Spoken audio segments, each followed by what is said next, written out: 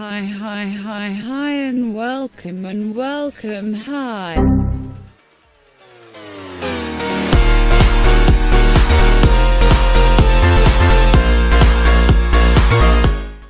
Assalamualaikum warahmatullahi wabarakatuh.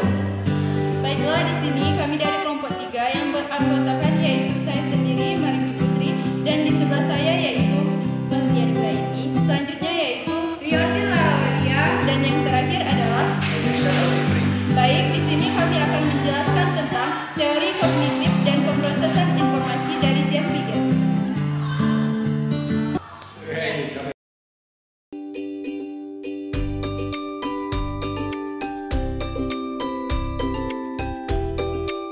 Baik, di sini saya akan menjelaskan tentang siapa sih tokoh dari teori kognitif dan pemrosesan informasi itu.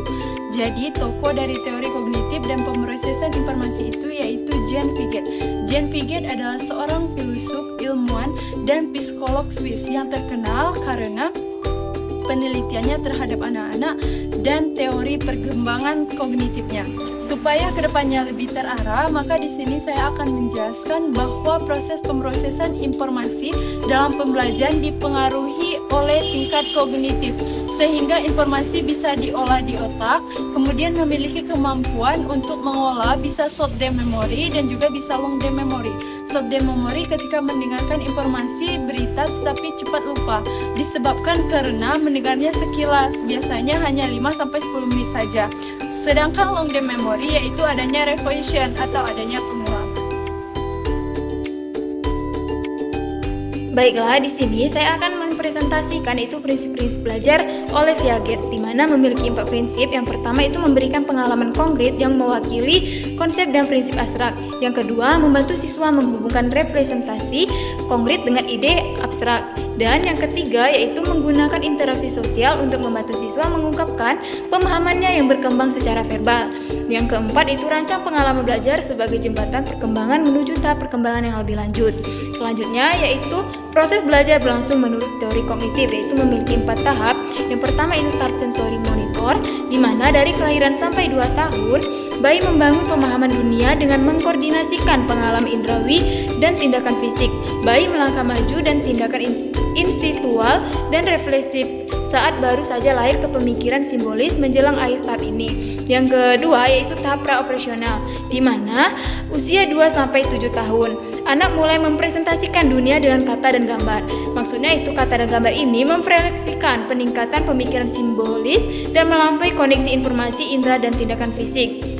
Yang ketiga yaitu tahap operasional konkret, yaitu usia 7-11 tahun, di mana anak kini bisa bernalar secara logis tentang kejadian-kejadian konkret dan mampu mengklasifikasi objek ke dalam konflik yang berbeda-beda. Yang keempat yaitu tahap operasional formal, di mana usia 11 tahun sampai dewasa remaja berpikir secara lebih abstrak, idealistis, dan logis. Baiklah, sekian dari materi dari saya, yaitu kembali ke materi selanjutnya. Baiklah, di sini saya akan menyampaikan materi yang selanjutnya yaitu penerapannya dalam pembelajaran di kelas.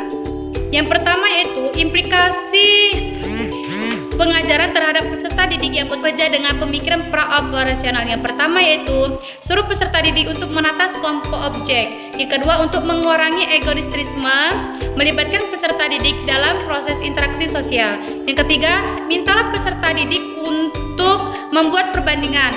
Yang keempat, beri peserta didik pengalaman dalam operasi urutan. Yang kelima, suruh peserta didik menggambar pemandangan dengan perspektif, buatlah lereng dengan menurun atau bukit kecil.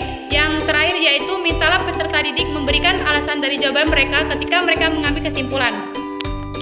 Yang kedua yaitu implikasi pengajaran terhadap anak yang bekerja dengan pemikiran operasional yang konkret. Yang pertama itu dorong peserta didik untuk menemukan konsep dan prinsip. Yang kedua, lihatkan peserta didik dalam tugas-tugas operasional. Yang ketiga, rencanakan aktivitas di mana siswa berlatih konsep mengurutkan hierarki secara menaik atau menurun. Yang ketiga, yang keempat, suruh peserta didik mengurutkan sesuatu dan kemudian membalikan urutan tersebut. Terus suruh peserta didik untuk menjustifikasi jawaban mereka saat mereka memecahkan problem. Yang ketiga yaitu implikasi pengajaran terhadap anak yang bekerja dengan pemikir operasional formal. Yang pertama itu sadari bahwa banyak peserta didik bukan pemikir operasional formal yang sempurna.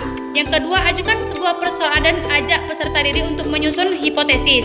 Yang ketiga, sajikan sebuah problem dan sarankan beberapa cara untuk mengatasinya. Yang keempat, pilih problem tertentu yang yang dikenal baik oleh peserta didik di kelas dan ajukan pertanyaan yang berkaitan dengannya. Yang terakhir yaitu suruh peserta didik untuk mendiskusikan kesimpulan mereka yang terdahulu. Mungkin hanya itulah yang dapat saya presentasikan. Dari ini saya akhiri. Baiklah, materi yang terakhir yaitu tentang ide-ide pemikiran Jean Piaget. Yang pertama, skema, sebuah konsep atau kerangka yang eksis di dalam pikiran seseorang yang dipakai untuk mengorganisasikan dan menginterpretasikan informasi. Yang kedua yaitu asimilasi, yaitu sebuah proses mental yang terjadi ketika seseorang anak memasukkan pengetahuan baru ke pengetahuan yang sudah ada. Yang ketiga, akomodasi, suatu proses mental yang terjadi ketika anak menyesuaikan diri dengan informasi tersebut. Yang keempat, organisasi, konsep Piaget tentang pengelompokan perilaku yang terpisah ke dalam sistem kognitif yang lebih tertib dan lancar.